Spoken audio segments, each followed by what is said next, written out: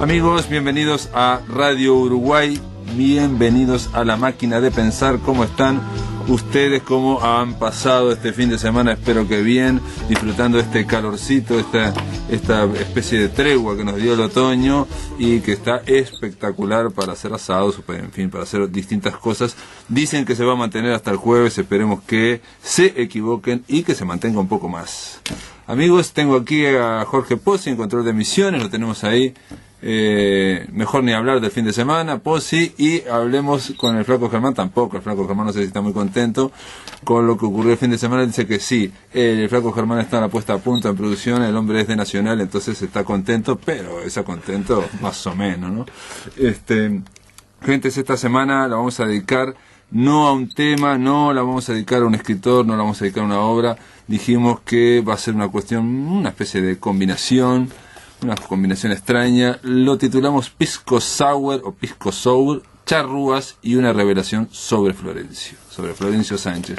O sea, algo bien mezcladito, y van a ver por qué a lo largo de esta semana se va a ir develando este misterio, que en realidad no es ningún misterio, es una especie de ensalada que hay en el título de esta semana, La Máquina de Pensar. Pero para eso le vamos a dar la bienvenida a un amigo de la máquina, al poeta Manuel Barrios. ¿Cómo le va, Manuel? Buenas tardes, y santas también. ¿Cómo andás? Manuel Barrios ya lo conocen, es poeta, ha venido varias veces aquí. Lo último que ha escrito o ha publicado es Yoga, ¿puede ser? Sí, correcto. Y aquí está el libro exactamente, más allá de la data donde la tengo. El hombre estudia Facultad de Humanidades, es docente también, ¿no? Sí, de literatura. En la Facultad de Humanidades.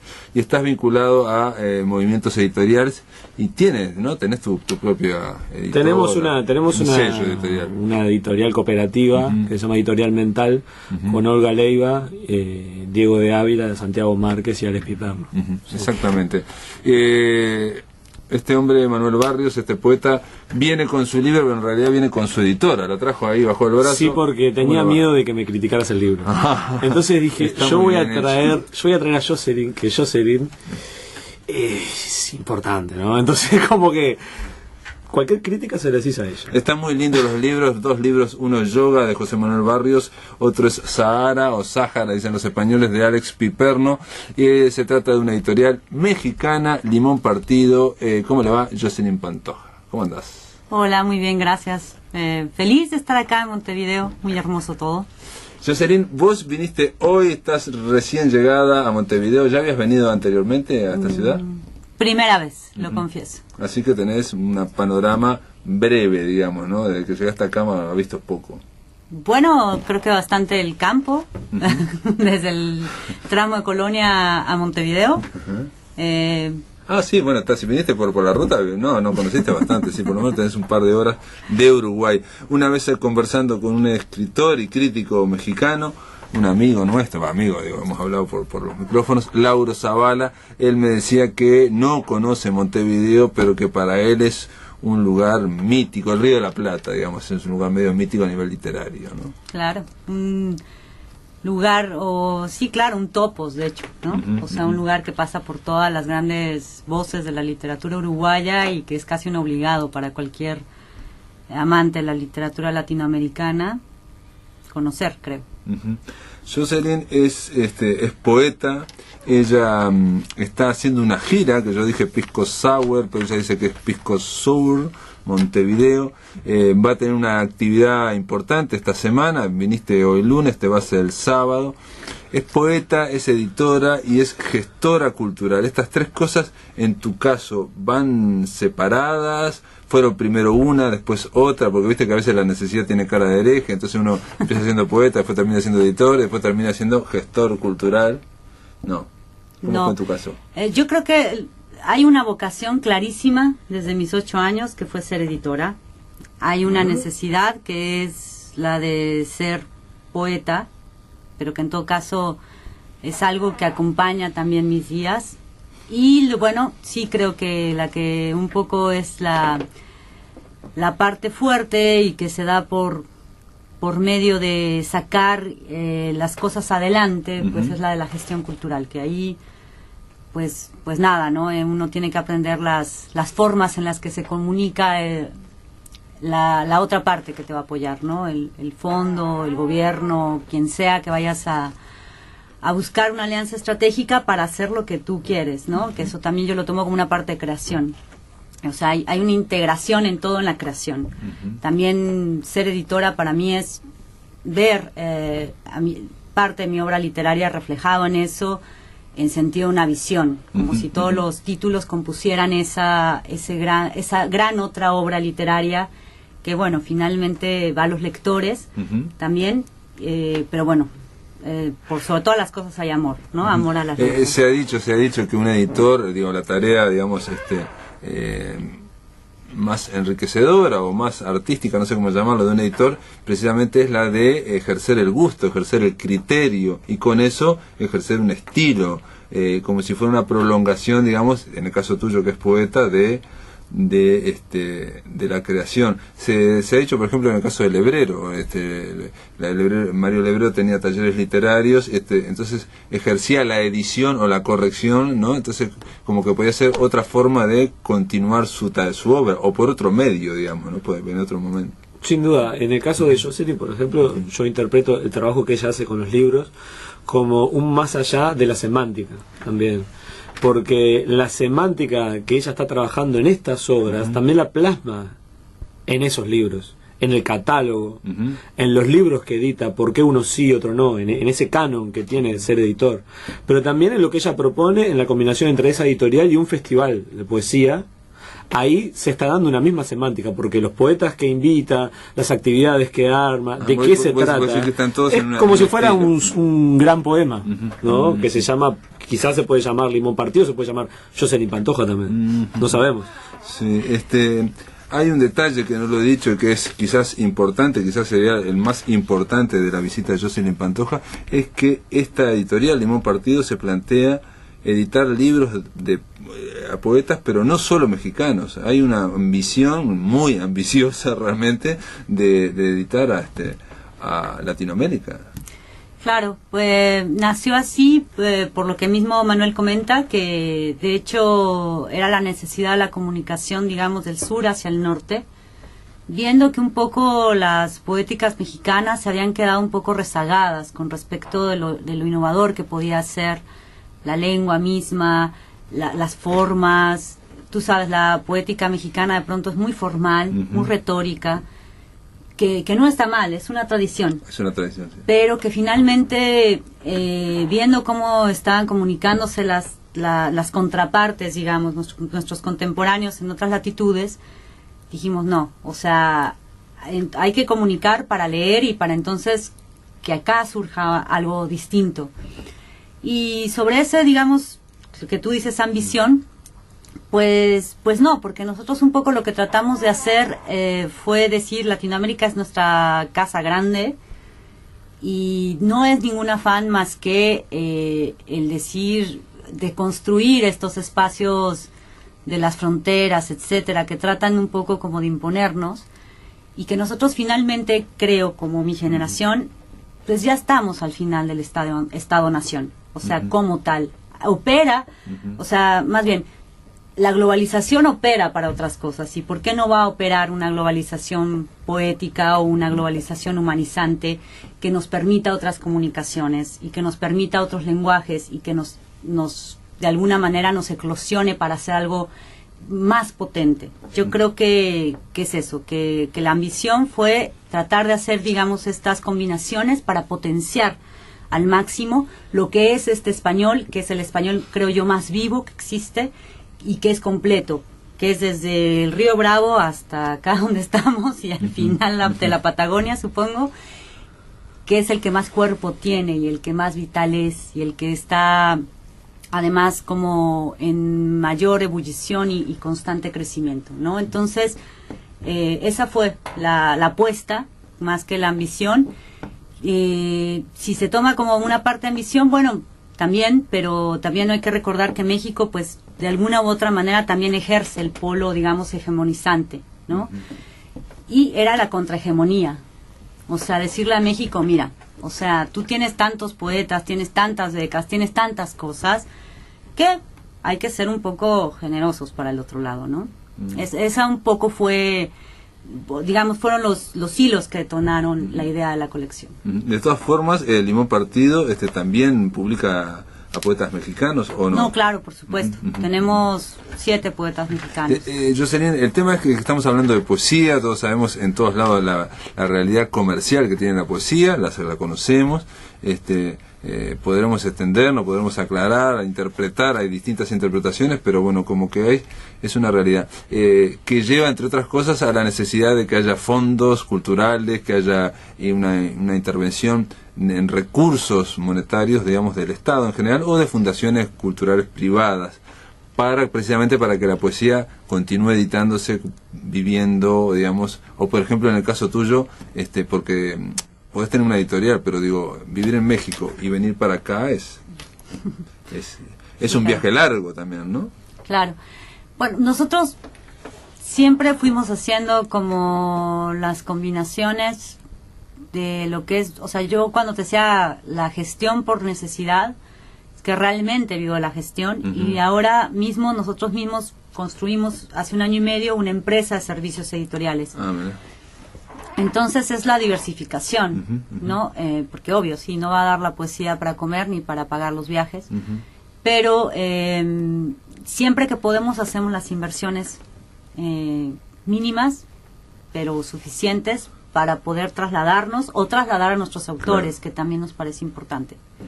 Apostar y ver, ¿no? Cómo puede ser esa situación también de la poesía vital, en vivo, carne y hueso, ¿no? Vos le das mucha importancia, me decía fuera del micrófono, bueno, también obviamente Manuel Barrios obviamente también le da a la puesta en voz, a lo que sería la presencia del poeta leyendo, interpretando su poesía. Incluso nos comentabas que llegaste en cierto festival a poner a los poetas en una pasarela, como si fueran modelos para que se muevan, para que hagan algo. Bueno, no fue necesariamente un festival, fue una actividad muy concreta. Nosotros allá, como te decía, lo que estamos buscando es una renovación de las formas. Porque de hacer las cosas se pueden hacer, pero siempre hay disculpa que le interrumpa. En México lo que ocurre en la poesía es que los grupos que hacen performance están dialogando con un medio literario que en general es bastante tradicional. Por más que tiene muchos escritores mayores, el campo letrado mexicano es bastante tradicional. Entonces, a veces parece transgresor algo que, si uno reconoce el espacio y el hecho estético, no debería de serlo, quizá. Pero ya de por sí es tomado como transgresor. Jocelyn es tomada como transgresora, por ejemplo, ¿no? Y otros grupos de chicos entre 23 y 25 años que sacan sus propios libros, tienen sus propias ediciones, como el grupo de 2012, por ejemplo, que hacen en general cosas como performance, intervenciones, a veces no tienen un lugar. Entonces Jocelyn hace también de puente con ese tipo de cosas. O sea, genera un contexto y genera un lugar para eso. Y genera también puentes con situaciones similares, ¿no? O con afinidades estéticas, como puede ser Manuel Barrios o la poética del Espiperno, ¿no? Claro.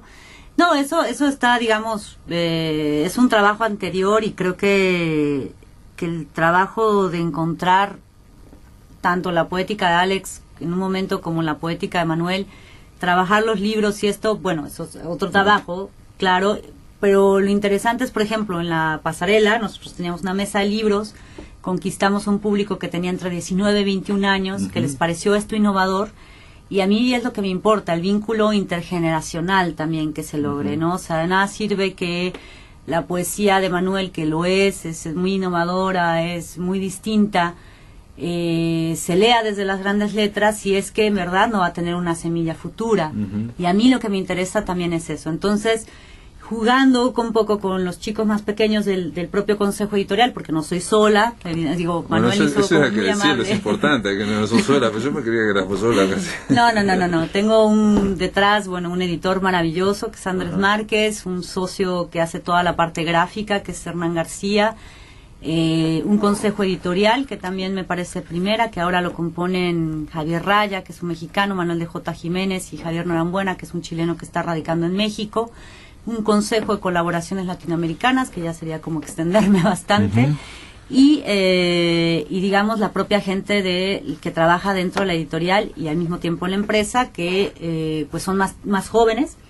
Y bueno, platicando cuál podría ser un nuevo formato de presentación de los libros y tal, que no fuera la mesa, fue que generamos juntos esta idea de hacer la pasarela, ¿no? Lo cual fue muy divertido porque el chico que ganó, que viene en la portada de la Gaceta, por ejemplo, pues no sé, se vistió de quinceañera, antes de eso era una piñata.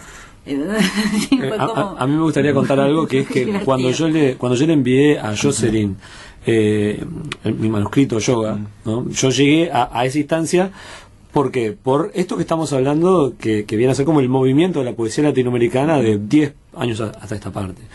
Es decir, Héctor Hernández Montesinos, que había publicado con ella, que Jocelyn lo había publicado en la colección de Limón Partido, me recomendó a mí y otros autores para enviar un ejemplar. Ya desde ahí parte el trabajo de Literal. Eso me parece importante resaltarlo, el trabajo como editorial.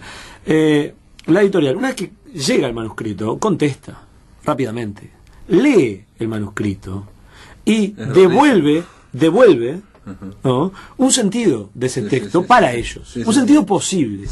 Y después de eso, que empezamos, bueno, que ella tenía que ver de dónde sacaba el dinero, postular un fondo por aquí, un fondo por allá, no sé qué, cuando dice, bueno, el libro sale en tal mes, y además te venís al Festival del Vértigo de los Aires, que te vamos a invitar, que ella fue directora de ese festival. Entonces hacemos lectura de tu libro y presentamos tu libro. Bárbaro. ¿Hay correcciones? Y me dice, sí. Y me envía correcciones. Entonces empezamos a dialogar y como a pelear, no sé qué. Y ella toma una actitud que me parece que es una actitud ejemplar, que es que dice, bueno, Manuel, a ver, le pasé tu libro a Mara Pastor, ¿sí? Una poeta puertorriqueña que además es correctora de estilo. Entre ustedes hagan la corrección. Y colocó a alguien solo para hacer la corrección de estilo conmigo. Y trabajé junto con esa persona por Skype y por las herramientas que uno tiene, ¿no? Y estamos hablando que salió un libro que a mí yo estoy conforme con el libro que salió. Eso es muy importante para cualquier artista. Que el trabajo en el cual cree salga como él quiere. Eso es muy importante. Sí, pero que salga como él quiere, pero que también a la vez tengas una respuesta y otro parecer. Sin duda. Porque lo fundamental es cuando alguien lee algo y se involucra, te dice, bueno, a mí me parece que esto está bien, pero esto no me parece tan bien. Y eso yo digo que en general de compartir y llegar a un acuerdo. Claro, eso que puede parecer una cosa que no sé qué, digo, la idea estereotipada del editor, como que va a cortar acá y va a cortar allá.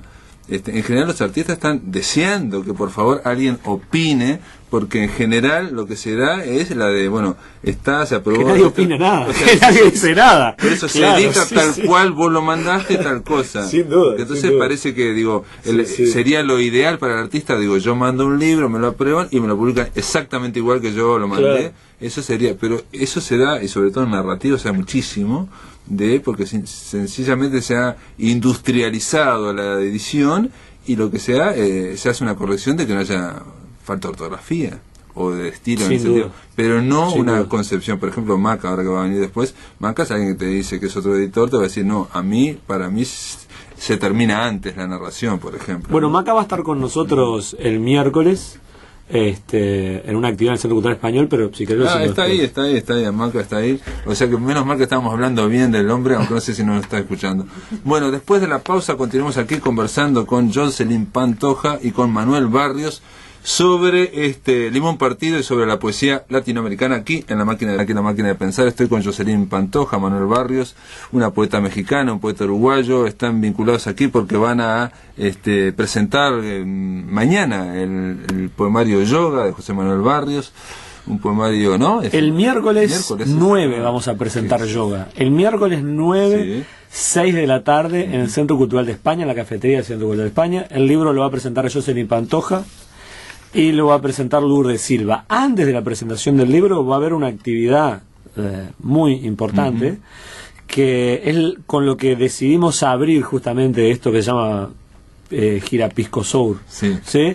Que es una actividad en la que va a estar Maca, justamente que está acá atrás, el editor de Yagurú y poeta también, Diego Recoa y Jocelyn Pantoja, donde van a estar hablando de su perspectiva como poeta y como editor de lo que es la poesía latinoamericana, y es más como un diálogo va a ser, ¿no? De cada uno de ellos, que tienen proyectos editoriales y poéticos muy interesantes. Se trata igual de, me parece, de editoras de poesía, bueno, no solamente de poesía, que son como, no diría marginales, pero como que están por fuera, o alternativas, digamos, a lo hegemónico, ¿no? Sin duda. Por decir de una forma. Se trata de nuevos proyectos editoriales, nuevas poéticas, nuevos libros. Esta mesa redonda comienza a las 18 horas mañana no, el miércoles 9 de mayo. Y luego va a estar la presentación de yoga de José Manuel Barrios, a cargo de Lourdes Silva y Jocelyn Pantoja. Además de eso, van a haber otras actividades que ahí sí, mañana, martes, en Calima, a las 9 de la noche, vamos a tener una ronda de lectura donde va a leer Diego de Ávila, Martín Cerizola, va a leer Harry Troncoso, un poeta dominicano excelente, que está acá en Uruguay también, que también se acopló a esta gira, porque nos dijimos que vamos a hacer la gira esta, no sé qué, pero yo quiero estar, que quiero conocer a Jocelyn, que además... Entonces se vino para acá. ¿Pero él está dónde está? ¿En Dominicana, no? No, está en Uruguay. Está en Uruguay. Está en Montevideo. No, pero no vino de República Dominicana, vino de Buenos Aires. Claro, después está Buenos Aires. Leo Lessi, que vive en Colonia. Leonardo Lessi de Colonia. Y después está Sebastián Rivero. Claro, tanto también. Leonardo Lessi como Sebastián Rivero van a presentar sus trabajos poéticos también, que es el Leonardo Lessi, Genealogía del Ocio, y Sebastián Rivero va a presentar un título que va a sacar ahora con Estuario, que se llama... Demos me sale Res Pública, perdón que me tranqué, Res Pública. Usted que tira la democracia a 1980. Lo que pasa es que para mí Res Pública y democracia le sale ahí un tironeo de otro lado. Bueno. Una cosa que me aclaraba Jocelyn Pantoja, y tengo que decirlo, es que la editorial se llama Proyecto Literal, la gacetilla o la gaceta que sacan cada tanto, que está hecha como tipo un diario, también es una gaceta llamada Literal, Gaceta de Literatura y Gráfica. A mí me gustaría hablar, pero nos quedan tipo 10 minutos, o 9 minutos. Cuando Jocelyn se plantea, tu grupo, esta editorial, Proyecto Literal, se plantea hacer tratar de dar a conocer poetas latinoamericanos, y estamos hablando de 12, 13, 14 países que constituyen América del Sur y más Centroamérica. El tema es cómo se elige, cómo se busca. En principio, yo que no sé nada, pensé que era a través de internet, ¿no? O sea, hay un florecimiento de la poesía en los blogs, hay blogs que tienen autocuraduría o que se van diciendo unos a otros, los poetas se van recomendando. Vos por suerte ya respondiste, Manuel, no fue tu caso, o sea, estuvo Hernández Montesino, el poeta chileno, que se vinculó con Jocelyn Pantoja y que te recomendó, digamos. Fue así, digamos, como se hacía a la antigua, ¿no? O sea, claro. como se hacía... Así como trabaja ella. Sí, soy antigüita. No, bueno, lo que sucede es que una primera vía de comunicación, claro, fueron los encuentros. Y de ahí ya... el papel de los encuentros de poesía es vital para esto que estamos hablando. Sin duda. Porque estamos hablando que en el año 2003 empieza el Poquita Fe, el primer Poquita Fe, sí. Y paralelo ese ¿Qué es el Poquita Fe? Perdón, discúlpeme. Fue un primer festival que se hizo en Chile. En Chile. Y bueno, surge la Gaceta, pero a lo que nosotros nos llega la comunicación es vía otra revista contemporánea que era muy amigos de nosotros, que asisten al Poquita Fe, nos llega la idea de hacer el Estoy Afuera. Exactamente. Ese contagio, ¿no? De eventos. El Estoy Afuera sería otro evento. Fue el primer encuentro México iberoamericano que hicimos de poetas jóvenes en la Ciudad de México. En 2005. Y entonces de ahí, pues ya, digamos, como se viene el estallido casi, o sea, como se después viene... hay dos Poquita Fe más, uno en el 2005-2006 más o menos, otro en el 2008, y hay dos Vértigos de los Aires, ¿no? No, hay tres Vértigo de los Aires, que es otro... Después de que se hace el Estoy Afuera, se relabora, digamos, como el equipo organizador, y se hace el Vértigo de los Aires. La primera edición del Vértigo de los Aires fue una cosa apoteósica, fueron 15 días de evento. Nosotros además tuvimos esta ambición en esto que te contaba, lo intergeneracional, de invitar poetas mayores, que es una cuestión que se ha conservado. Entonces, por ejemplo, para ese primer encuentro tuvimos la presencia de Raúl Zurita, de Rodolfo Inostroza, de un poeta muy extraño, pero que estuvo participando mucho en la UNEAC, que fue fundador de la revista Orígenes, un cubano que se llama Luis Marré, la presencia de Dolores Castro, que es una poeta mexicana también muy, muy interesante. Y, déjame ver que me falta uno. Creo que hasta ahí, pero eran lecturas magistrales, que nosotros decimos lecturas de vida. Después ya hay otras nóminas, ¿no?, hacia las otras emisiones, pero bueno, fue eso. O sea, fueron 100 poetas, 7 meses de lectura, o sea, como 7 meses de lectura. 7 mesas de lectura. 7 meses.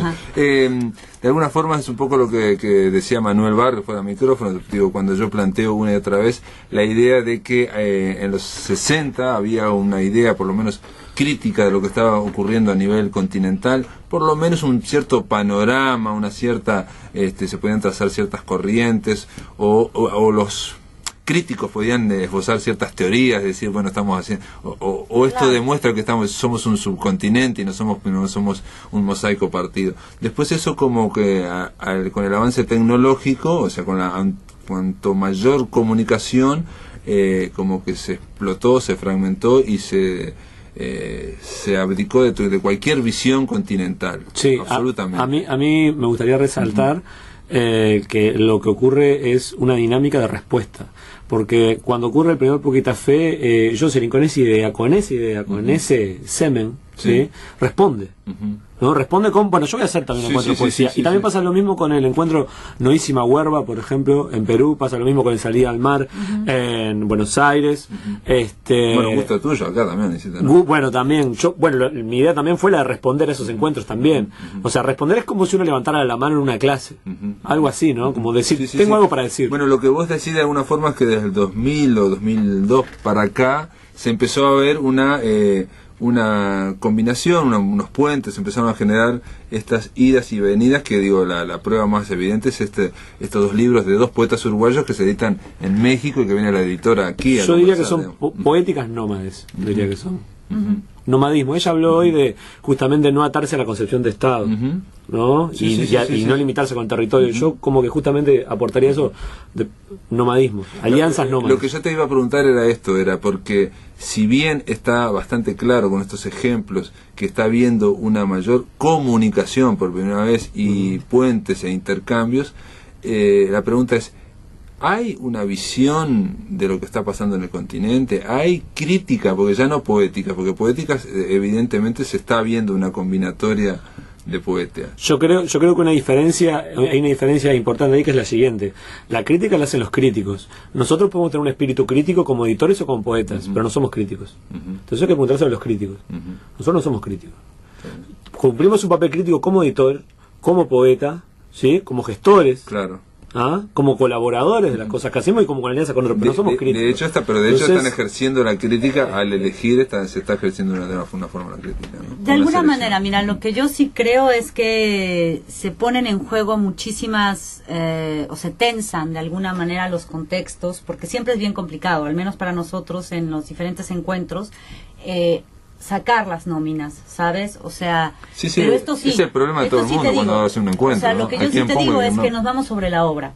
Y sobre la obra que está leída y sobre la obra que está ahí explícita, no viene sobre el nombre, ni sobre la biografía, ni sobre los premios, ni si es el consentido o no, que a veces coincide. O sea, yo te voy a decir, por ejemplo, mi autor panameño es el consentido de Panamá y mi autora cubana se acaba de llevar el Alejo Carpentier.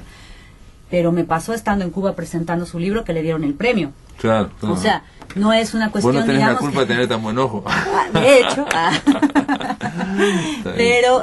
Pero lo que sí creo es eso, que la crítica o la historiografía que vaya a pasar de este movimiento, pues será una responsabilidad que yo creo se le puede dejar al futuro, de la misma manera que estamos sembrando, como bien dice Manuel, dejando estos incisos y apuntando a poner la semilla para que ahí el campo no transgénico, por favor, porque estamos apostando por la diversidad, surja. La bibliodiversidad, dice el blog de esta muchacha, Jocelyn Pantoja. Amigos, nada, son dos poetas que van a estar, reitero, mañana martes, va a estar Manuel Barrios, ahí en Calima, en el ciclo Calima tiene la palabra. Yo mañana no voy a estar ahí, Pablo. ¿No vas a estar? No. Bueno, va a acompañar. Voy a acompañar, pero no voy a leer. Vas de hinchada. Y el miércoles 9 van a estar en el Centro Cultural de España a partir de las 6 de la tarde. Jocelyn Pantoja nos trajo aquí a la radio 10 tarjetas de la gira Pisco Sour, y estas 10 tarjetas están numeradas. ¿Para qué? Para que los 10 oyentes que quieran acercarse aquí a la radio vengan cada uno a buscar su tarjeta. ¿Por qué? Porque aquellos que vengan a buscar su tarjeta y vayan el miércoles al Centro Cultural de España, bueno, van a recibir o no, pueden recibir un par de libros hermosos, Yoga de José Manuel Barrios y Sáhara de Alex Piperno. Tiene que ver que hermosos con el tema de que son integrales, hay un diseño integral en esos dos libros. No sé si me entendieron, sí, entendí, sí, hablé bien, sí. Casi perfecto. todo el mundo, bueno. Gracias por estar aquí en La Máquina de Pensar. Por favor, Muchísimas gracias a ti. En el aire de Radio Uruguay, La Máquina de Pensar.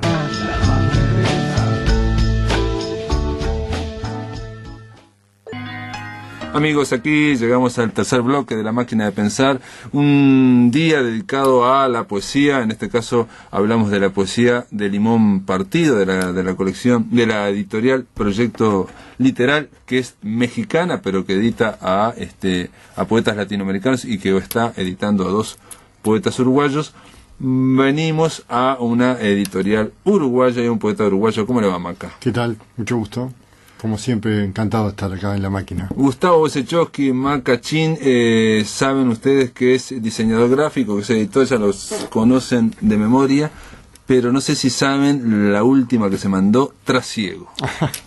Sí, bueno, en realidad el proyecto es un texto, una prosa poética, por decirlo de alguna manera, que ha sido traducida. Le pedí a Alfredo Fresia que traduzca al francés. ¿La habías escrito hace mucho tiempo o no? ¿O es reciente? No, el texto, bueno, sí, por lo menos tiene 4 o 5 años. Ajá.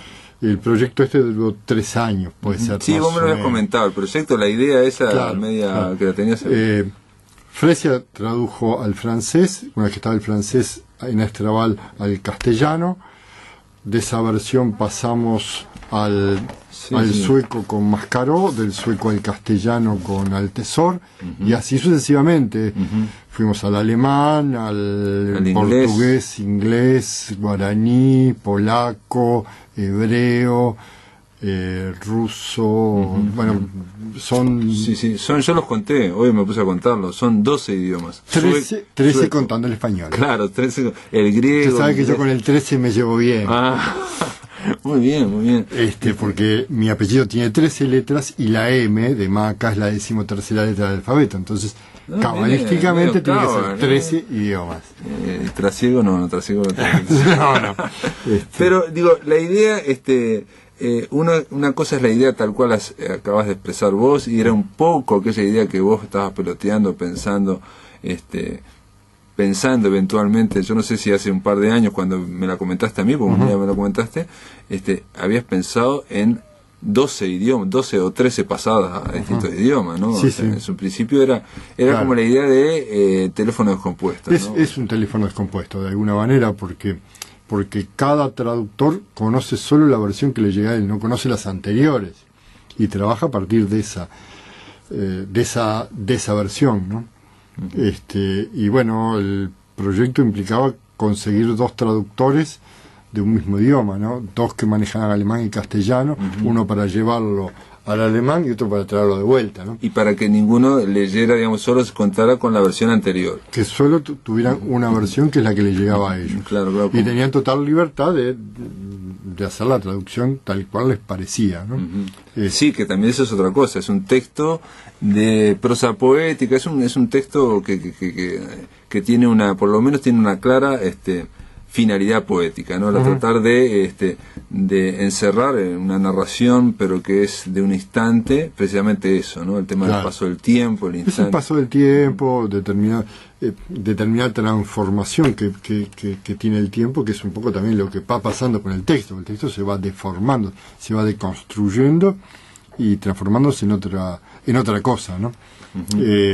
Que bueno, la idea es precisamente eso, ver en qué derivara, que bueno, sería un fracaso si la primera versión y la última no tuvieran casi variantes, ¿no? Claro. Pero obviamente se fue... Claro, porque ni siquiera si se hubieran hecho a través de computadoras, los 3 idiomas tampoco hubiera sido igual la primera a la otra. No, para que se haga una idea, simplemente los amigos de La Máquina de Escribir, La Máquina de Pensar, Trasiego se llama este libro, y comienza así: era una filmación casera en estricto blanco y negro, picoteada por el tiempo.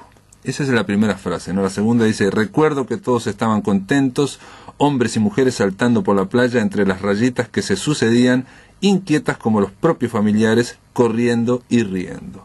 Esa es las 2 primeras frases. Una vez que va al francés y vuelve al castellano, dice: era un pedacito de película de aficionados, en riguroso blanco y negro, carcomida por el tiempo. Ya el picoteo de la gallina ya desapareció, ¿no? El tema del tiempo como gallina que picotea una película que aparte es vieja, eso me pareció extraordinario, ¿no? Pero ahora, vuela en la primera traducción. Sí, y también aparecen otras cosas, aparecen cosas que no estaban en el original. Pero bueno, la idea era esa, que apareciera eso. Simplemente para decirle a los amigos, dice: era solo un ratito de película amateur, por supuesto que en blanco y negro, gastado por el tiempo. Va cambiando solo la primera, estamos hablando de: era solamente un breve fragmento de película casera en blanco y negro, por supuesto gastado por el tiempo. Va solo leyendo esto y solo hablando de este experimento, parecería que no es una cosa tan increíble. Por lo menos a mí, en principio, que era lo que me imaginé y era esto, no me atraía tanto como experiencia. El tema, y lo que me parece que es lo que el plus que tiene esto, es que el texto en sí mismo trata de una película vieja en la cual el narrador ve las personas, el narrador ve esa película que era anterior a su nacimiento, e identifica a todo el mundo excepto a uno. Hay una persona que no identifica y justo es el que se ríe más, nadie sabe quién es. Pregunta, bueno, la abuela se murió, pregunta a la tía tiene Alzheimer, la otra no sé qué, otra tía no quiere ni verlo ni contestar. Ergo, el tipo no sabe, el narrador, cómo se llama esa persona. Y se empieza a interrogar y a plantear, y bueno, ya en un momento llega un presente en el que todos los que estaban en esa película no están más vivos, ¿no? O sea, él está reflexionando en ese fragmento sobre el tema del paso del tiempo y sobre el tema del recuerdo. Que a la vez ese texto vaya... es lo que va pasando con el recuerdo, a medida que... A ver, si tú recordás tu primer día de escuela, cada vez que lo vas a recordar distinto. Claro. El tiempo que y recordar recuerdos. Claro, empieza a modificarse. ¿Qué es lo que le pasa al texto, ¿no? De alguna manera hay un trasiego de recuerdos que van deformándose. Y ese trasiego, ese impulso que tiene la narración, digamos, o la prosa poética, digamos, la escena que estamos viendo, que ese es el impulso, ese impulso es el que te lleva a leer una y otra vez cada texto, porque en realidad si solamente fuera para ver cómo la pequeña Lulú se va para allá o la pequeña Lulú vino para allá, acá, podría ser una cuestión más bien de ingenio, ¿no? O digamos de observación. Claro. Hay otra cosa interesante en el libro, por lo menos también me parece interesante, que uno puede elegir cuál es el trayecto a tomar. O sea, el libro es bifrontal, y hay 2 maneras de leerlo: partiendo del original hacia la última versión, o partiendo de la última versión hacia atrás, digamos, en busca de ese texto original, ¿no? Ese es también como un plus o como un agregado en el libro que hace de que el lector tenga que decidir cuál es el trayecto a tomar, ¿no?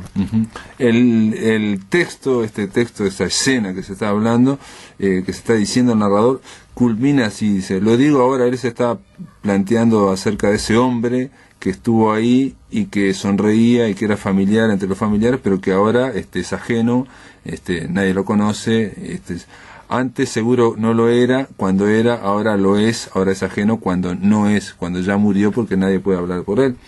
Y termina así, lo digo ahora que se vuelven a proyectar aquellas imágenes sobre la pared más blanca de la casa y la tía aparece con aquel vestido de todos los días por la puerta de la cocina. Lleva una bandeja humeante de bizcochuelo en la mano y dice que no quiere ver lo que ya pasó. Y todo era como antes. La tía no quiere opinar sobre esa vieja película. Y cuando se hace todo el trasiego al final, culmina así el texto, el otro texto que se genera. Dice, las imágenes aparecen y desaparecen contra la pared blanca. Mi tía, vestida con ropa de casa, está caminando. Se para junto a la entrada de la cocina. Lleva una bandeja en la mano y en la bandeja hay un pastel que huele especialmente bien. Dice que no quiere recordar el pasado, pero incluso este tiempo pasará.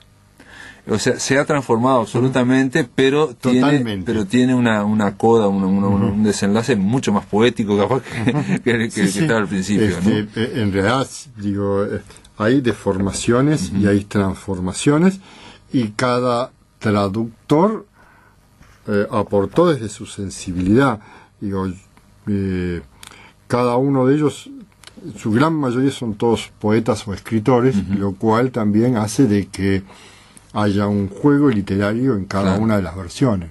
Sí, haya por lo menos un ojo y un estilo que aunque uno quiera hacer absolutamente es inevitable. Si uno le dice a Circe Maya o a Alfredo Fresia o incluso a Elvio Gandolfo, le dicen no, hacer una traducción, es imposible. Van a dar cosas distintas. Claro, no, pero aparte que no le salga algo de su estilo como creador. Es inevitable, ¿no? Porque tienen una sensibilidad propia, porque les van a interesar determinados sonidos o determinadas palabras más que determinadas otras. Y en un momento van a tomar por un camino y no por otro. Claro. En caso de duda, frente a qué palabra poner, van a tomar resoluciones muy distintas, ¿no? Claro. A mí me asombró, no me asombró que en el trasiego se fuera modificando. Me asombró, por ejemplo, que hubiera modificaciones que eran como que no sé en qué momento aparecieron. Por ejemplo, estamos hablando de que el narrador no sabe quién es la persona que... está viendo la película vieja y hay muchísimos familiares, todos los conocen menos uno. Y dice el narrador en el primer texto, en el que escribió originalmente Maca y después lo sometió al trasiego de traductores. Dice, podía reconocer claramente a cada uno de los presentes, menos a uno, extrañamente el más contento del grupo. Y esto al final de la película, al final del trasiego, dice... Reconozco todas las caras menos una, un joven descuidado de pie entre la gente, impasible. Impresionante. En una el hombre estaba en un grupo familiar en la playa y en el otro está de pie entre la gente, impasible y descuidado. Eso ya es responsabilidad de Ernesto Estrella. Sí. Ahora también hay un detalle sobre el tema del tiempo, y lo comentaba porque esto, como es una lectura, es también una experiencia. Esto es un experimento y es una experiencia para el lector, digamos. Lo que yo quiero decir es que uno se meta en la experiencia porque ve el sentido del texto que gira en torno al tiempo, el tiempo que pasa. Todos en algún momento, hay un texto, me acordé de Carlos Callavet, tiene un texto que es el narrador mirando toda una foto y empiezan a describir cada una de esas fotos y empieza a decir, este está muerto, este está muerto, este está muerto, este está muerto, están todos muertos, pero en vez de decir están todos muertos va describiendo todo, y dice están todos muertos, no sé qué, no sé cuánto. O sea, es la idea de que eso quedó y que las personas ya no están, ¿no? Claro. Yo lo comentaba, porque uno se mete en el trasiego y va viendo, a ver cómo se va deconstruyendo ese texto, y obviamente va sintiendo el tiempo que pasa, ¿no? Y alguien que estábamos comentando ahí en producción me dice, pero eso me hace pensar en el Uruguay, los que nos cuesta recordar, y en los desaparecidos. Bueno, cada cual puede interpretar lo que quiera, ¿no? Yo no lo asocio directamente con los desaparecidos, sí con el paso del tiempo y con cierta construcción y deconstrucción que va teniendo cada uno en su vida. Digamos, uno a medida que va viviendo va construyendo cosas y va deconstruyendo, y va adquiriendo y va perdiendo cosas. se le van diluyendo cosas que vivió o las va transformando. Me parece que el texto va un poco por ahí. El texto fue concebido como un simple texto, independientemente. Creo que esta persona, cuando me habló de desaparecido, también decía en plan general de que el Uruguay tiene poca memoria, entonces historia que tenemos un problema de memoria con el pasado reciente. Ahí, digo, no solo con el pasado reciente. Normalmente Uruguay es un país muy joven, pero que todavía no aprecia su pasado. Claro. No es orgulloso de sus cosas. Tiene, desde el punto de vista de los edificios, recién ahora se empieza a respetar. Pero desde el punto de vista literario, vos tenés la colección Rescate, especialmente para rescatar, ¿no? Sin duda, pasa mucho de eso, ¿no? Es un país sin mucha memoria, ¿no? A lo que iba es que el texto ya tiene una unidad en sí mismo y tiene un valor relativo, pero tiene un valor en sí mismo, el texto. Y forma parte de otro libro, que es entonces acá. Pero a la vez me parecía interesante, yo tenía la idea esa del trasiego, usar este texto porque tiene que ver, claro, ese texto está hablando del tiempo y del transcurso por esa razón, y de recuerdo, porque esto se puede hacer con cualquier texto. Claro, sí, lo que yo decía, digo, con cualquier texto, con la luz al sol, no sé cualquier cosa, y nos va a dar también cosas distintas.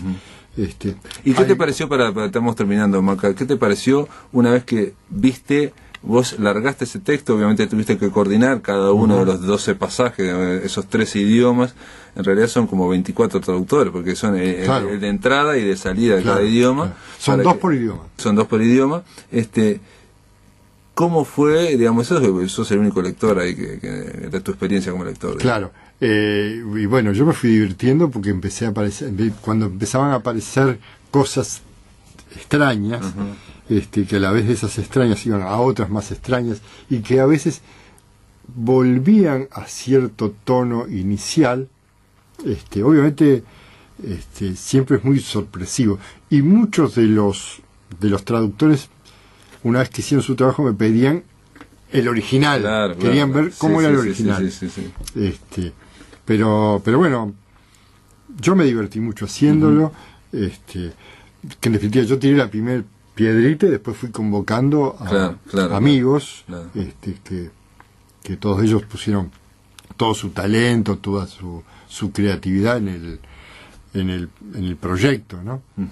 Con tipos muy interesantes, Circe Maya, Elbo Gandolfo, Inés Trabal, Alfredo Fresia, Macunaíma, Agamenón, Castrillón, todos, Luis Bravo. Por ejemplo, yo estaba conversando también en torno a este libro, digo, antes de... Y nada, simplemente acerca de que esta otra persona me decía, sí, aparte me hizo pensar las veces que uno lee las traducciones, pero no de un idioma al otro, sino esas triangulaciones, o sea, cosas que aparecen en alemán, después... Y yo le decía que me enteré hace muy poquito que la Metamorfosis de Franz Kafka, nosotros todas la leímos traducida del francés, no una traducción del alemán. Y fueron los franceses los que le pusieron el nombre de la Metamorfosis. Se llamaba La Transformación. Era mucho más sencillo.